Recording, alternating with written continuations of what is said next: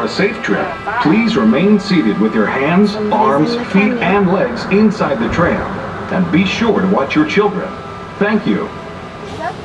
Bienvenidos. Para que tengan un viaje seguro, permanezcan sentados, con las manos, brazos, pies y piernas dentro del tren. Y vigilen a los niños. Gracias.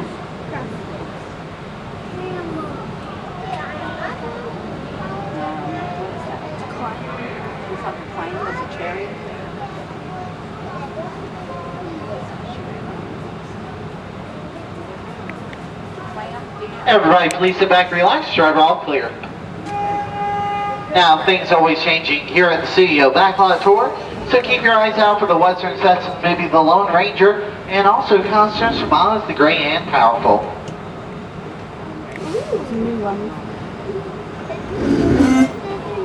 That was a bit of a creaky one, wasn't it?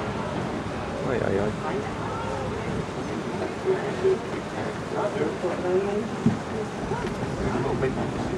Hello everyone, my name's Don and welcome aboard. We're heading into the backlot of Disney's Hollywood Studios. This production area was built in 1988 as a Florida counterpart to the Walt Disney Studios in Burbank, California. We included sound stages, recording studios, high-tech editing rooms, all the tools needed to create movies, TV shows, and radio broadcasts. We've even got our very own water tower too. It's up ahead on the left side of our shuttle. We call it the Earful Tower. It's inspired by the water tower Walt Disney had built for his Burbank studio in 1939. Our Florida tower stands a lucky 13 stories high, and we added our own creative touch, a giant set of Mickey Mouse ears. If you wanted to wear those ears, you'd have to have a hat size of 342 3/8. Up ahead, after the next bend in the road, you'll have a perfect opportunity to take a picture of this famous icon. In the world of entertainment, every project starts with a screenplay and a lot of creative ideas. A production studio is where the ideas of writers, producers, and directors are transformed into an on-screen reality. Within these huge spaces, filmmakers can literally create their own worlds. Our Florida sound stages are soundproof, weatherproof, and most importantly, air-conditioned. All vitally important for the cast, crew, and... For your safety, please remain seated at all times. Thank you. Driver all clear. On the left, we have our own greens department. It grows flowers, trees, shrubs, and topiaries. A few well-placed plants can cover up empty spots in the set and add a touch of natural beauty to a scene. On the right are two vintage World War II aircraft. But these P-40 replicas were created specifically for the big screen, even though they look as if they could join the action at any moment. You might say these high flyers are real characters. Oh, keep your cameras focused to the right. We're coming up on that perfect angle of the Earful Tower I told you about. It's a true masterpiece.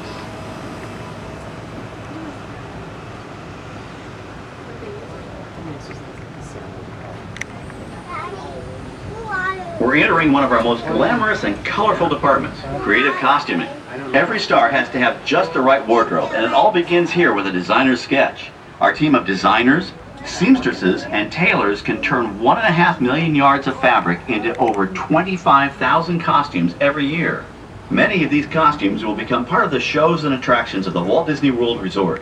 In fact, here in Florida, we have the largest working wardrobe department in the world. Why, Mickey Mouse alone has over 175 different outfits to choose from, while Minnie Mouse keeps more than 200 unique costumes in her wardrobe. On the left are costumes worn by the stars in recent studio productions. You'll probably recognize some of those costumes from the big screen.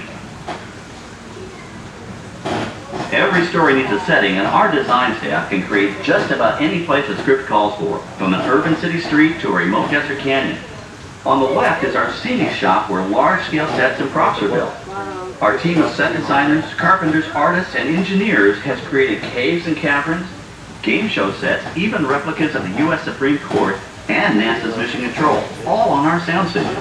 The shop also provides sets and props for our shows and parades here at Walt Disney World. The same skill and craftsmanship that goes into a movie set can also be used to create magic for our parks. Either way, it's all about making dreams come true.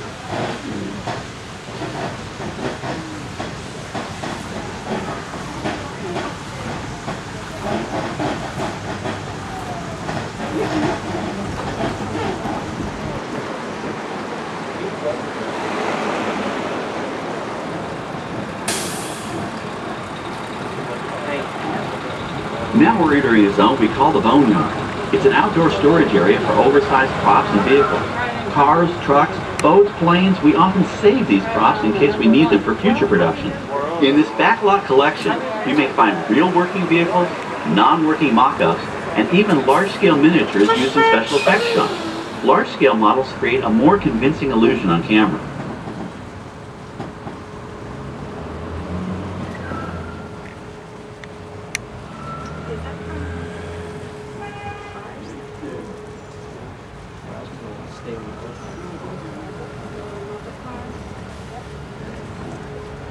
We're now passing by the sets for our Lights, Motors, Action Extreme Stunt Show. On the left, you may catch a glimpse of the Mediterranean fishing village that sets the stage for this thrilling attraction. We'll get a closer look at it soon, but for now, we're approaching one of the largest standing sets on our back lot. It's over on the right. It may not look like much from this angle, but it's pretty spectacular on the other side. Bleachers right here that we sit in.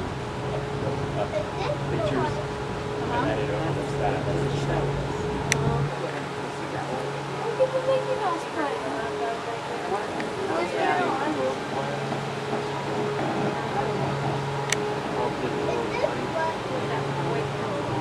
This is great, folks. The production crew has just given us clearance to enter the set. Hello, Backlot Tour.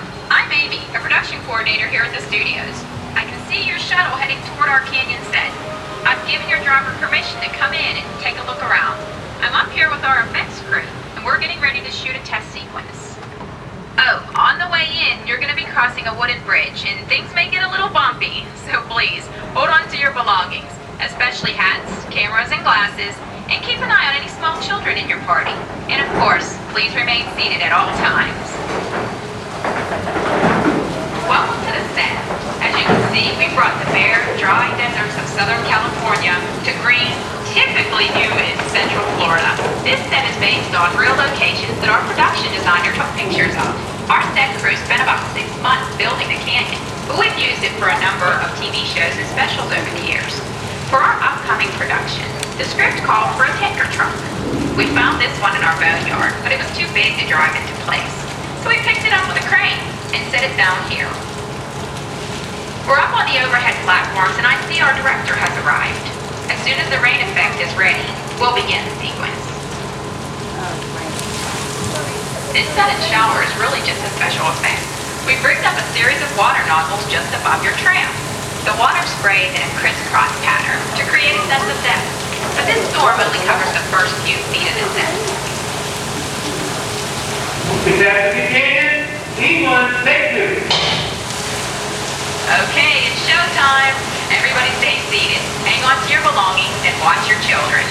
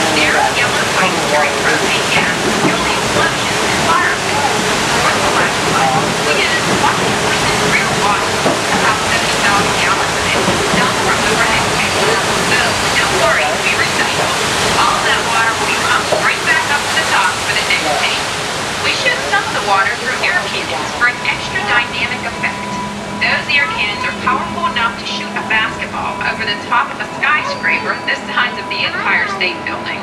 To top it off, our shuttle was sitting on hydraulic shaker tables. They provide the shaking, rattling, and rolling sensations for the scene. The entire sequence can be reset in 3.5 minutes. That's just enough time to bring in the next shuttle. Well, I've got to get ready for our next take. Thank you all for being part of the action. Hey, I'm needed back on the set, so enjoy the rest of your tour. Okay, well, thanks, Amy, for giving us access to the set.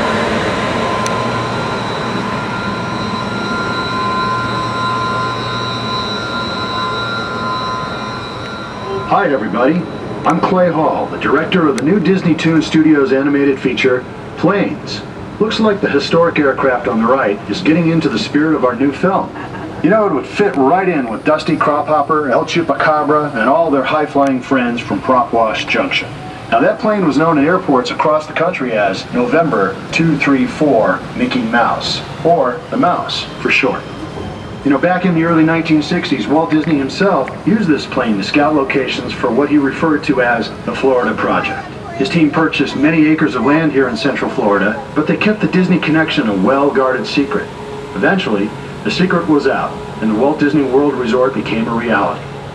I hope you enjoy the rest of your tour, and I hope you enjoy Planes.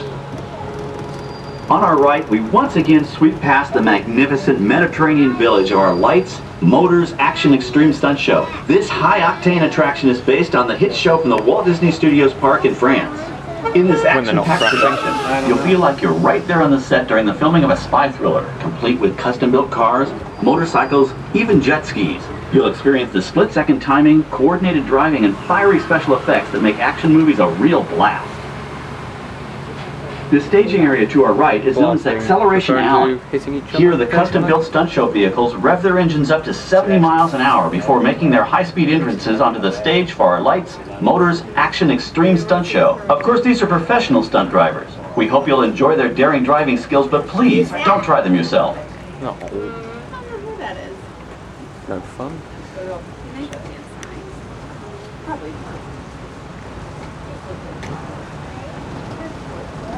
On the left, we've reached our second boneyard with more historic props and vehicles. When we reuse older props in a new production, they're often refitted with custom parts and given a whole new color scheme. You might not even recognize them the next time you see them on screen. For instance, coming up is our friend Herbie the Love Bug. He went through a special demolition derby makeover. Those dents and dings were added on purpose, but he can be polished up as good as new for his next starring role.